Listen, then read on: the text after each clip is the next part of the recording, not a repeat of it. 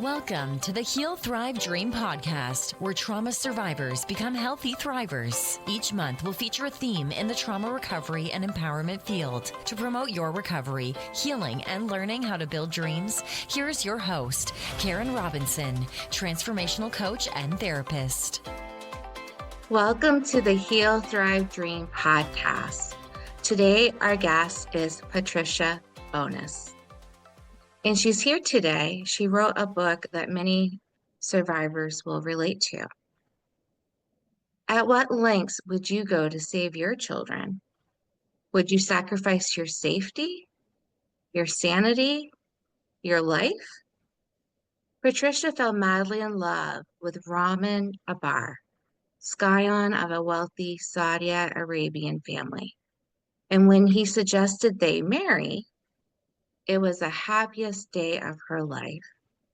A smart, free-spirited girl who attended Wesley College, Patricia was not prepared for life as a Saudi woman, a life spent looking through curtains and veils at the world outside, a life that of necessity was curtailed and protected from the toxic masculinity of the culture, a life that for an American girl used to sneaking out and hitchhiking was dangerous, frightening, and alien. So, Patricia, that's a very powerful description of your book. How does it feel to hear someone reading? Do you feel like, who's she talking about? Does it feel like it's about you? After all these years, not really. No. But that's who I was at the time. I was very young when I met this man. We were both in college in Boston, and I had just turned 18. What did I know? And he was polite, British accent, and exotic, and actually more polite than most of the American guys of the time, because guys in college were like fraternity boys, and they'd take you out on a date. You'd walk through this Harvard Square, freezing cold at night, and they take you into a bar, and maybe if they bought you a beer, you were lucky. That was a date. And then I meet this handsome, educated man that was like only 2 years older than me, but he felt like he was so much older, and he'd traveled all over the world, and he had a nice car, and he took me on dates, like a real date, like to a restaurant. And I was so like overwhelmed and in love, and it just seemed like this was a Prince Charming, and that's what I thought I was meeting. And so when I hear It certainly sounds that way. yeah, exactly. But then when he married me, we had to go to Saudi Arabia because he had to work for his family and he had to start his career. And so I had to give up, which I didn't think was so important at the time, because I didn't give it that much thought. I was so stupid and immature. I would have to give up ever being able to work, because women were not allowed to work in Saudi Arabia at that time. So I thought, oh, something else, I could paint. I just kept flipping everything off, thinking it wouldn't hurt me. But the more I was with him and the more I lived there, the more things I encountered, the more horrible situations I found myself observing or even being part of. And then I slowly but surely realized that this was not a good choice that I'd made. And it devolved from there. It just got worse and worse after. We were married for over 10 years. And if you read the book, you'll see we went to different countries, but the problems followed us. They followed us because it wasn't the place. It was really the relationship. We were just not two cultures that didn't match in the end. Different values. So Different values and different ways of treating women. yes, exactly. Yes, he didn't feel bad locking me up somewhere. I'd watch his cousins. They were locked in their homes, locked in their bedrooms by the family. It was pretty scary. And the weird part about it is that in my lifetime, with my background and my family, they loved me and they would never lock me up. That's one thing. Maybe they'd punish me and say, you did the wrong thing, or maybe hit me a little or something. In those days, it was okay to slap your kid. But they loved me, and there would be a limit to what they do. They do it in anger, they'd scream, but they never would lock me up over a long period of time. But I witnessed many young women that were actually treated like tortured by their families, and they still loved their daughter or their granddaughter. They still loved her, but it's so harsh and such an old culture. They just don't see it as being a terrible parent or a terrible Or grandparent. abuse. They see it as, this is what we have to do to you because you're a woman and you've broken the rules. And it's too hard. It's such a harsh place to live. It really shocked me. It made me reevaluate everything I'd ever experienced. So were you locked in a room? No, but I was threatened. I actually didn't even put that in the book. I didn't think I needed to. There was one point in time where my ex-husband was so angry at me. He said he was going to take me out to the beach and lock me in this storage cabinet place, this storage room, padlock, and leave me there to think about what I'd done. I was like, oh my God, I gotta get out of here before that ever happens. But his cousin was locked away for 2 years because she married a Christian. She was in London and she married a Christian. And quite early on, when I was there in Saudi, I was with her and we were chatting. And I said, why is it that you live in that house with your grandparents? And you're like, you had a career as an architect in London. Whatever happened? And she told me I married a man when I was in London. He was an architect too. And we lived there together. We had children. We had a child. She got pregnant. And I'm sorry, she didn't have a child. She had a baby. She was pregnant with a child. And she decided to tell her mom that she was married. None of the family knew. So she flew back to Saudi Arabia. And she didn't tell her over the phone in London, which would have been wise. She said the connection is so bad, it would be all like grainy. She wouldn't be able to hear me. I decided I had to go because I love my mother. I wanted to go tell her and share my happiness. So she went there, and what they did to her, rather than share the happiness, and they loved her, but they took her away, cut the baby out, cut the fetus out, killed it or destroyed it, put it in a garbage. I don't know. Oh dear. Yes, sewed her up and brought her back to Saudi Arabia and locked her in her little suite. She had a bedroom and a living room and a bathroom. They locked her there for 2 years until they were certain that she wouldn't do anything crazy. Can you imagine locking your child away for 2 years? No, that's a really horrific story. Yeah. And I know that's not your story, but you did have a different type of trauma that involved your children. Do you want to share a little bit about that? Yes, okay, I would be happy to. After being married to this man for 10 years, some of the years were happy, or I thought they were happy enough. I did have 2 children. I got pregnant and I was excited. We were actually at that time living in the United States, and I thought we would be staying there. He had gone to law school, and you don't go to an American law school and get an American law degree unless you're going to practice law. And then he started having it with a beginning job at a law firm. So I said, okay, thank God. We're going to be here in America now. He's a lawyer. I was working as an interior designer, and I did get pregnant. So we had our son, which was our first child, Kareem. And he was the most beautiful child. Oh my God. What a little sweetie. And then I had my second, so was my daughter, and so different in personality than Kareem. Kareem was like boisterous, and Sultana was like pensive and curious and artistic. Anyway, so when they were ages 2 and 4, our marriage had started to deteriorate, I would say, from pretty much the moment I started being a mother.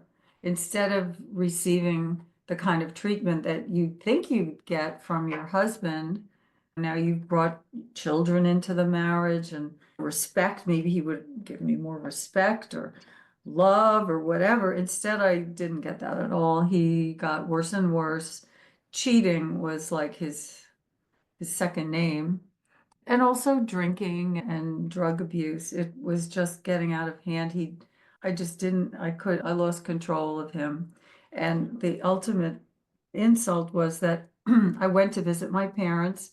We were living in Florida. I was living in New York. Sorry, I was living in Florida. They were living in New York. I'm getting like all upset talking about this, but I I'm need to talk. sorry. No, I want to talk about it. And I took the two children, went up there, and it was such a wonderful time spending it with my parents. I had almost forgotten what a loving household was like, having people support you and care, and it just made me feel great. And I was thinking, wow, I haven't been in this kind of the bosom of your family in years, and it was so nice. So then when I went back to Florida with the kids, and I felt very uplifted and positive. I get there and my neighbor comes out and says, while you were gone, there was some blonde woman with a white Mercedes parked in your driveway, living in your house with your husband for 2 weeks. And she says, I thought maybe she was a relative, but I looked out the window in the evening and I saw what they were doing. And I was like, no, she wasn't a relative. She was like having sex with him. And I was like, oh my God, it's getting so bad now. He's bringing them home. And so I confronted him. And I had confronted him before, but there was never anything. So I never really had proof. And so he basically just said, look, I'm Saudi Arabian. I can have 4 wives if I want. And I'm thinking, what about I'm sorry, I'll never do it again. I've been feeling down and I'm doing stupid things. Some excuse, but no, instead of an excuse and denying it or apologizing for it, he basically was standing there telling me that he's Saudi Arabian and he can have 4 wives. And I thought, okay, this is a completely different man than I married. He was. Right. You never agreed to be in a marriage like that. Oh, of course I didn't. He had the British accent. He was so polished. Suddenly oh my God, a horror. After 10 years, I didn't even recognize him anymore. And I don't know. People say, oh, maybe he had the Madonna complex, whatever that is, that you have the baby and then they can't. I don't know. I don't know what it was. I can't do psychology on another person, on another human being. All I know Right. is it Right. was horrible. I couldn't be married to him anymore. So I filed for divorce. And that wasn't happy doing it with like a baby, a Sure. few month old baby. And my boy was only 3. And I was like, wow, this is scary. He stopped sending money. I left with the kids and went to live in Washington, D.C., where we had another house where we lived during his time at law school. And I started working because I started getting scared and thinking, wow, I went back to work with my old partner in Washington, D.C., and at least I was making a little money and I had to pay for a lawyer and I had to pay for food in the house. He wouldn't send any money at all. And I stupidly hadn't taken care of myself and put money away. My dad was always saying, you should sock money away. I just wasn't thinking straight. So I was working and trying to pay for the lawyer for the divorce. And believe it or not, the judge from Maryland, where I filed, said that my husband could have unsupervised visitation of the children. So unsupervised visitation, I was like, he says he's going to kidnap them. He's threatened that he's going to take them to Saudi Arabia. Why would the court make me give? The answer was that he's never kidnapped anyone so far. So why would we assume he's going to kidnap those children? And I said, because he's threatening me all the time that he's going to. And you don't understand. They do things like that in that country. That's like part of their culture. They just do things like, nope. I was forced and I fought for a full year. I did everything I possibly could with every angle. I worked with the State Department. I had my lawyer. I had 2 lawyers. No, we couldn't stop the judge from giving him unsupervised visitation. So I had to take my kids to the airport and put them on a plane and let them go to Florida where he was living in our other house. And within a day, they were taken, kidnapped to Saudi Arabia. He put them on a private plane and they were gone. And I did not see my children for 14 years. I didn't I speak to can't them. even. I couldn't even speak to them. I couldn't tell them where I was and what happened. I couldn't tell them I love them. I couldn't do anything. I couldn't see them. I couldn't speak to them. I send letters. They wouldn't give the letters to my children. They wouldn't read. The kids couldn't even read. They were babies. Wouldn't let them know anything about me except they were told your mother doesn't want us, meaning my ex-husband and my two children. And by the way, he wasn't even my ex at the time. We were still married, but it took me another 2 years to get that divorce accomplished. So all during this time, I didn't have custody or sole custody or any kind of custody because we were still married. But I didn't see them again. And it took many years.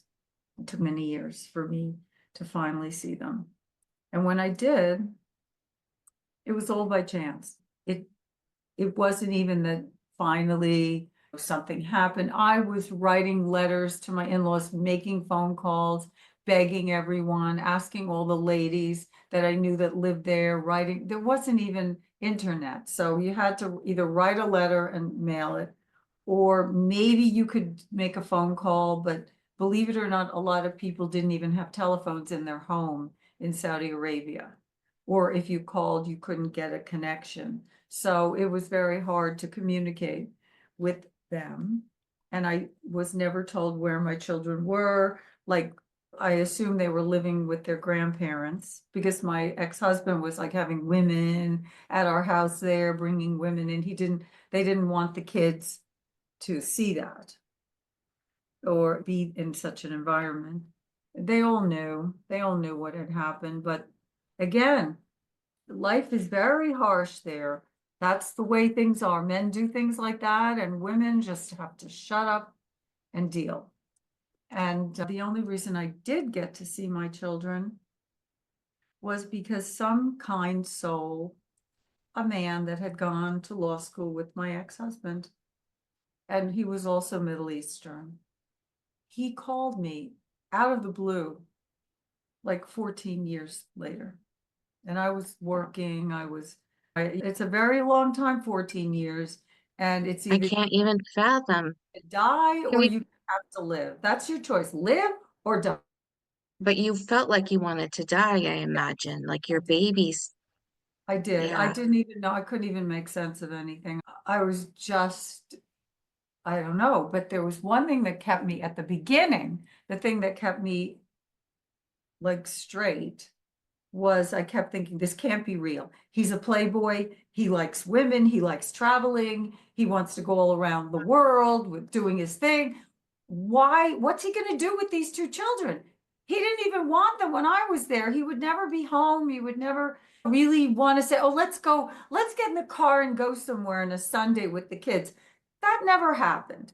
So I'm thinking, what on earth is he going to do with these two children? He's surely going to send them back to me. So first I thought, okay, he took them to scare me in the divorce. And he's hoping that maybe that'll get me maybe not fighting so much. I'll be scared and then I'll do whatever he says. I'll sign whatever paper he says. And I thought, okay, he's going to send them back. He's going to scare me. And then he's going to send them back in a month. Because it was also a holiday at the time, Ramadan, which is a month-long holiday. I thought, okay, he's taking the kids, are going to come back. So that's what kept me alive. I thought, I'm not going to kill myself. And then they come back and I'm dead. And I really did think that. I was thinking, if I kill myself, then if they come back, I'll be dead. I can't do that. So I had to live. And then I thought, it's April. He's going to send them back in September because my son, Kareem, got accepted to kindergarten at this really good school. And it was like, how exciting. He got into this great school and he's going to go to kindergarten. He'll send him back. My son will be sent back by September. That didn't happen. And then I kept thinking, it can't possibly be true. I've got to keep myself strong, and I've got to keep myself alive for when they do get back. And after a while, the truth sunk in that they weren't going to come back. How did you take care of yourself? Were you in therapy? Did you do Not very meditation? well. I did a lot of therapy. At first, I met someone that said, you need to talk to people. Nobody would listen. Nobody cared. Nobody understood. They're like, people would give me advice. You should go there and get them back. I was like, I can't get into the country. Nobody's allowed in. You have to have a visa with some Saudi inviting you in. You can't just go there. Then there was the Saudi, there was the Iraq War, the Gulf War, they called it. And there was one point in time when they were bombing Jeddah, and Jeddah was the city where my children were at that time living. And from what I heard, I would call the family all the time, and they were all leaving Saudi Arabia to go to Egypt because it wasn't safe, because they were getting bombed. They're right near. That's another trauma for you, worrying about your children's safety. Yeah. So I called the house, and the housekeeper answered. And I said, what's happening? Where are the children? Where's my ex-husband? She said, oh, they're here. I was forced to stay here with them and take care of the children. And I said, they're bombing Jeddah. And she said there were about 2 nights when they were dropping bombs on Jeddah. My ex-husband, that's the last time I ever spoke to him. I said, what are you doing? Why are you keeping the children there? The rest of your family left. He said, no, I'm staying. And if I die, I'll take them with me. How do you reason with that? So I just lived. I don't know. I just went, Yeah. nobody even, and there was a point where nobody even wanted to talk to me about it anymore. They're like, get over it. It's a loss. Just take your loss and move on. And so I started going, I met a lady, and she said, you really could do with some therapy, and probably group therapy, because you need to share this thing with not just one person. So I was like, okay, I'll try group therapy. So I went to this lady, Harriet Diamond, and at the time she had a very good reputation for her therapy group. And I said, I'd like to do this. She goes, well, you can't just come into a therapy group. You have to make sure that you're not harmful to the group. This is a sensitive thing. You can't just burst into a group and bring all your trauma with you. She has to see exactly which group to put me in. So I had to go to individual therapy it took 2 years before she released me into the group therapy. But I have to say, the group therapy really was an amazing thing, because I sat there with other people every Monday night. I went for 10 years. Wow. Yeah. Yeah, I went for 10 years, every Monday night for 2.5 hours, 7 to 9:30. And I did it religiously. And I saw people with worse trauma than me. And that set me back, because I worked, I had my own business. I didn't appear on the surface to be as troubled as I actually was under the surface. And I think that was my upbringing. My mom would always say, don't wash your dirty laundry in public. And I never shared things with people that easily. It took a lot for me to really open up. But this group therapy was the most amazing thing I ever did. Half the people hated me the day I walked in. The other half wanted to protect me. It was like a microcosm of the world. There was one lady that was sitting there, and she looked like the last person on earth I would ever talk to. And I judged her. I was like, oh, that lady looks so dumb. And then I was looking at the cool looking lady, and I thought, oh, she looks nice. And then all of a sudden she's attacking me and telling me all this nasty stuff about myself, and calling me things like stuck up. You're so stuck up, and you're so and then the lady that I didn't really like the look of her, she was defending me. And there was a man that was like sneering at me, and all their problems were, it was so incredible. But when I left there that night, that was the first night that I did that, I realized that I had misjudged every single person in the room from when I first walked in. And I said, something's wrong with me. I'm judging people by the wrong standards. So I said, okay, I hated this whole thing. I hated it, but I learned something. So I'm going to keep going back. And I did.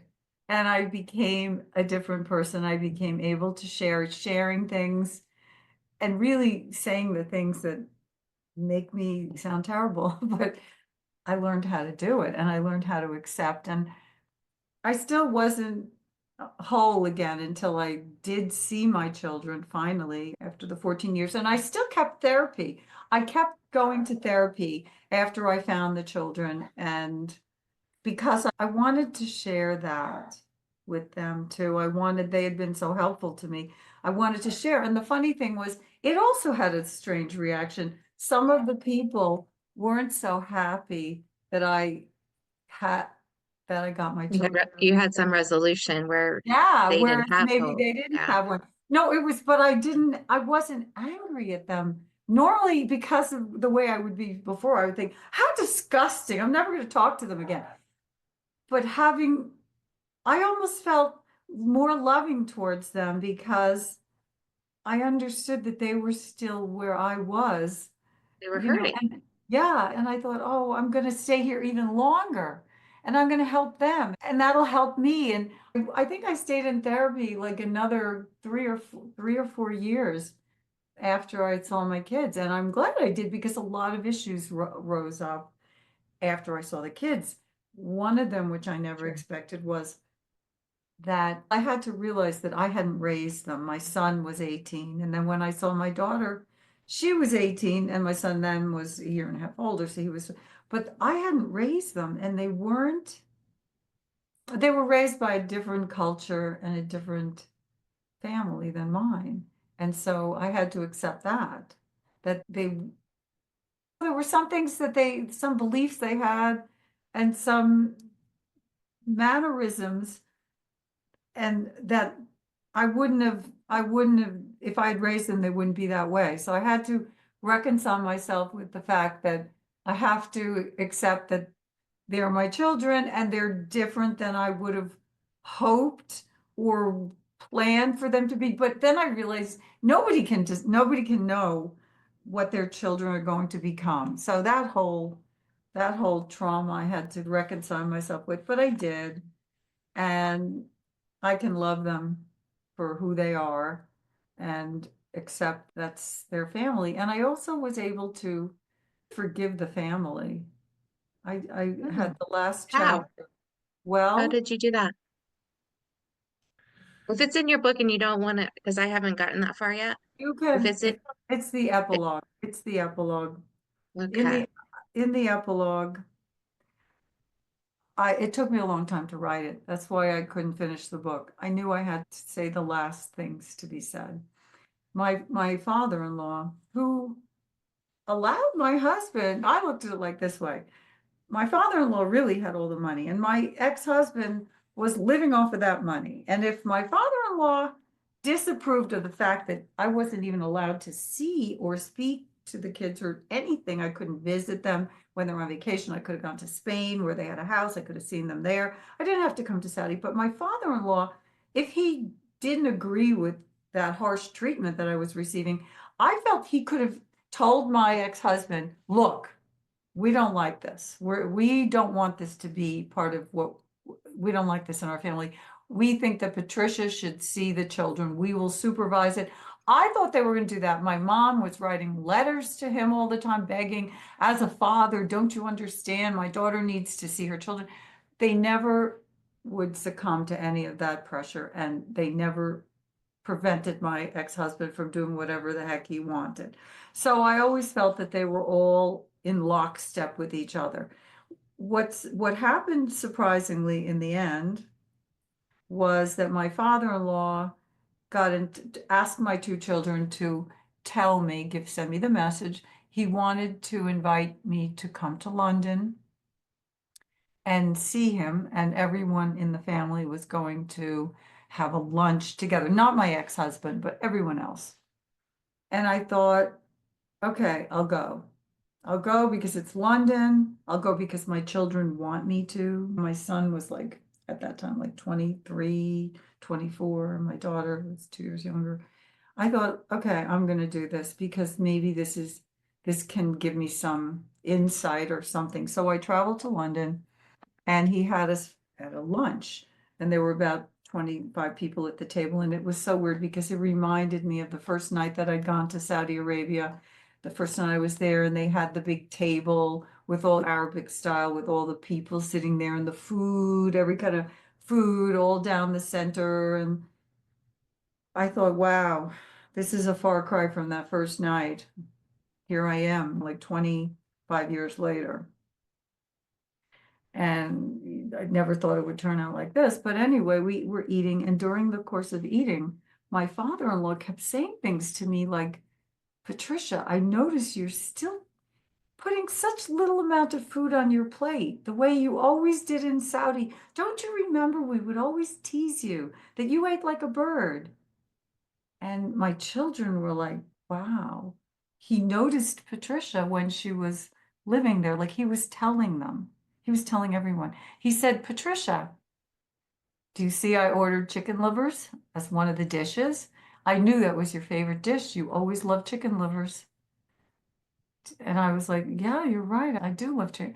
And my children were once again looking and saying, wow, the patriarch of our family knows our mother, what she does, what she likes. And he kept doing that. And everybody was like shuffling around. And then he got up and he said to the whole family, I just don't want to cry when I say this, but he said, Patricia, we love Patricia. His wife had died. My mother-in-law had just recently died. Her name was Mama Inja. He said, Mama Inja and I loved Patricia from the first moment we set eyes on her. We thought she was a beautiful lady and so lovely and educated. We were proud to have her in our family. We're still proud to have her in our family. She's our daughter. And I have her picture on my bedside with all of my children. And he looked at my two children. He said, you two, you're very lucky to have this lady as your mother. She's a very good woman. She's a very proud woman. And you, because you're so intelligent and you're beautiful and you're healthy, is because of this lady that was your mother. And we are so glad to have her in our family. And I'm like, oh my What kind of God. mixed messages is this? So Well, why didn't he intervene? because the father is sovereign. My ex-husband was sovereign over his two children and me. And the grandfather could not interfere. It isn't part of their culture. That harshness that I can't even express it. It's so foreign to me. In my family, if somebody did something, the whole family would pressure that person, even if it was like the oldest person in the family that you're supposed to respect. Or we would, if we felt something was wrong, we'd all band together and go in a loving way, go after the person that was doing the wrong thing. And we'd say, listen, I love you, but this is what you shouldn't be doing this.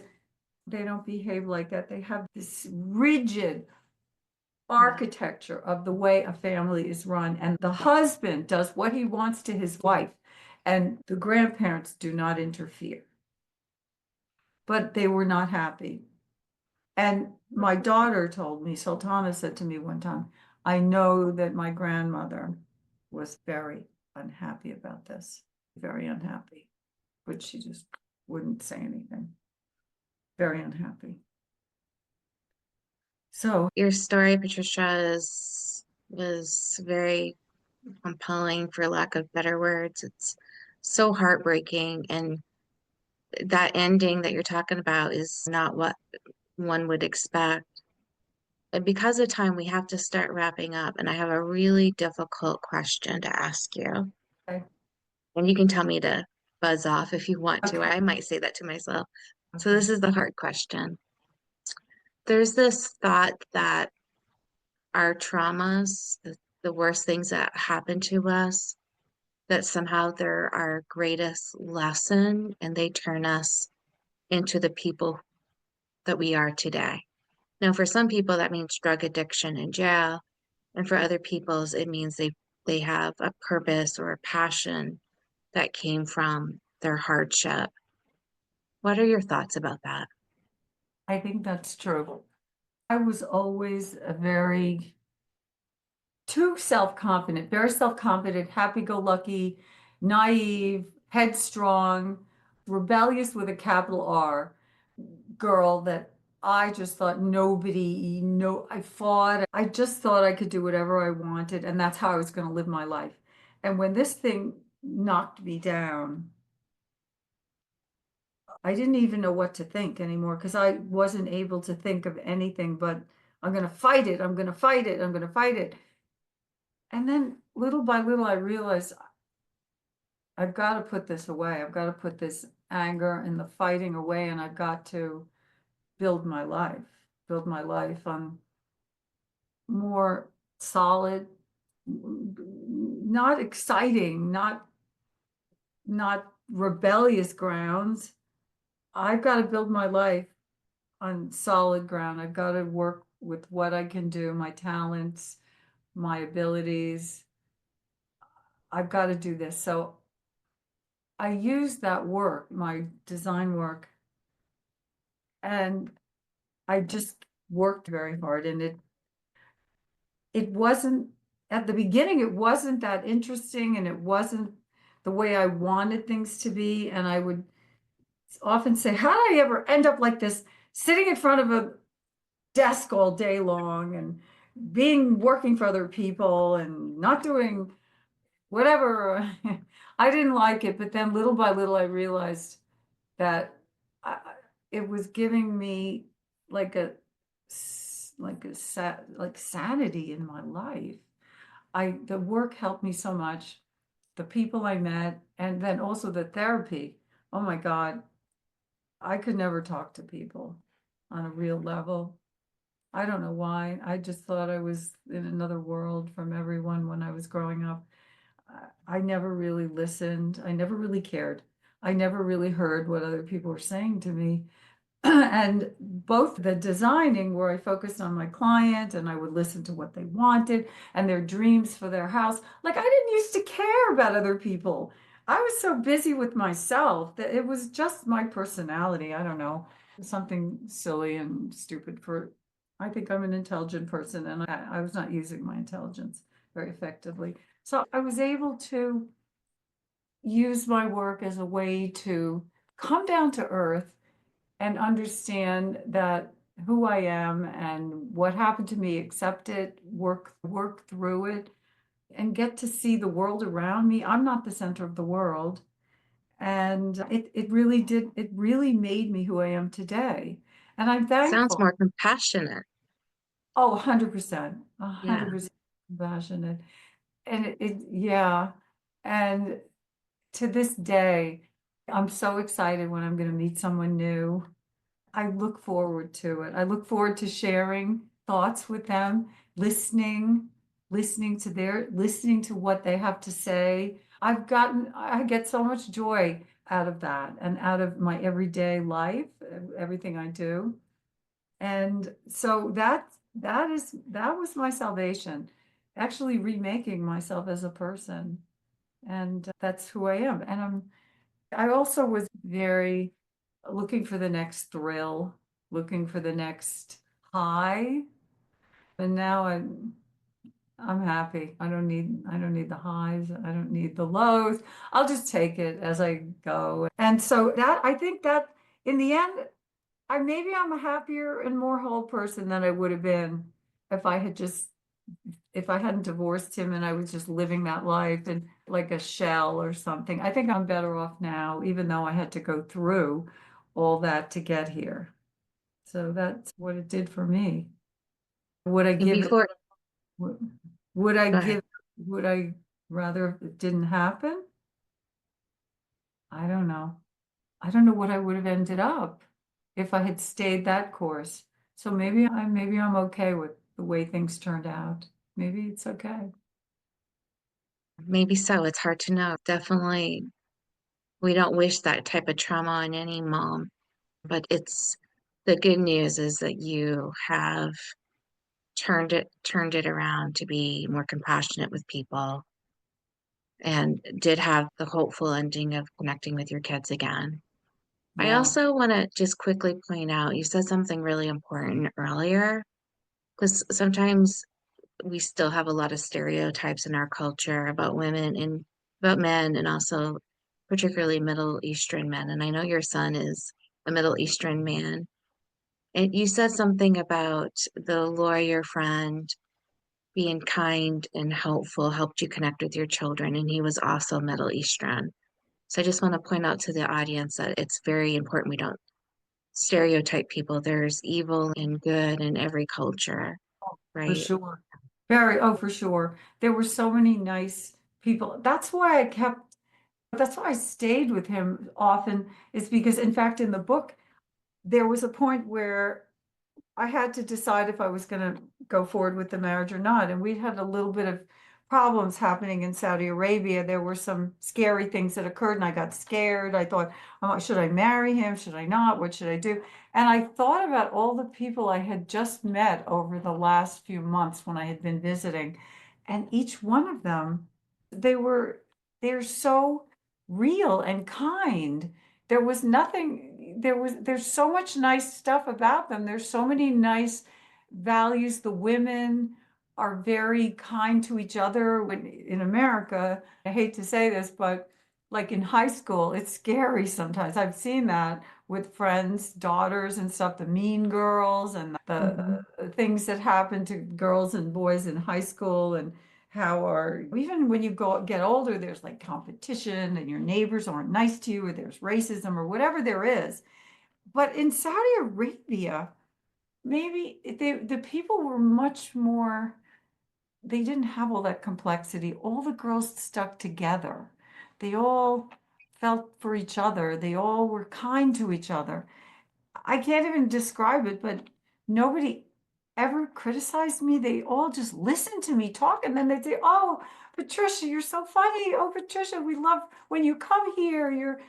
They looked at me in the most positive way, and that's how they are. They don't say you're gaining weight, or your family's not as rich as my family, or I got into a better college than you did. No, they don't do that. They don't even have those thoughts. It doesn't exist in their mind to treat people like that. So there was something very nice about them, that I very just open and kind, that I had not seen so much of in the United States, going to high school and stuff and college. And so I have to say that you can't stereotype them. You really can't. You have to live with them and get really to experience it to understand that it's different than us, but it's not necessarily bad or judge. And ultimately, it was your ex's behavior that Yeah, it was, he yeah, was the yeah, bad one. He was the yeah. one, and that was that. Thank you for helping with the positivity about Saudi Arabians. I think that's important too, that we acknowledge the strengths in the culture. Sure, there's lots of limitations in every culture, but talking about the strengths helps me feel better. I'm a social worker, Yeah. so I appreciate Oh that. And I no, know, the and I kindest. figured, yeah, Yeah. I figured you would be on board with that too, because your children Yes. are that's half of their culture. So yeah. Exactly. Exactly. Yeah. And I would never want a child to, I would never ask my children to criticize the family that raised them. My parents, a normal American thing, my dad was Italian American, but with Hungarian also in him, and my mom was also Italian American, but a different type of it. They would always like hate each other's families, and I loved my both, all four grandparents. I loved them. But my mom hated my dad's parents, my dad didn't like my mother's, and it was so painful listening to that, because I wanted to love my grandparents, and my mom didn't want me to love my dad's, and my dad thought my moms were stupid, and oh, just keep it to yourself. So I never criticize my children's family in front of them, because they do love them. They love them. Right. They were raised by them. And you're showing love to them by, despite the past and the conflict and the suffering that you had, because that's very real. You love your children more than all that. Exactly. That's how I feel. I have to go, girlfriend. Okay. I have a client coming up, but what a discussion. I hope that you're feeling okay with the ending. I hope I this was a am. good experience. I would do it again anytime. Mm, Thank you. yeah. Thank you for giving me this opportunity to talk about it. I appreciate that. And And thank you for writing your important book for the world. It's thank you. telling our stories is huge, very important. Thank you. Exactly. Thank you. You have a good day. Thank you for listening in today. Please join us next week, same day and time. Also, I would love for you to check out my website, healthrivedream.com.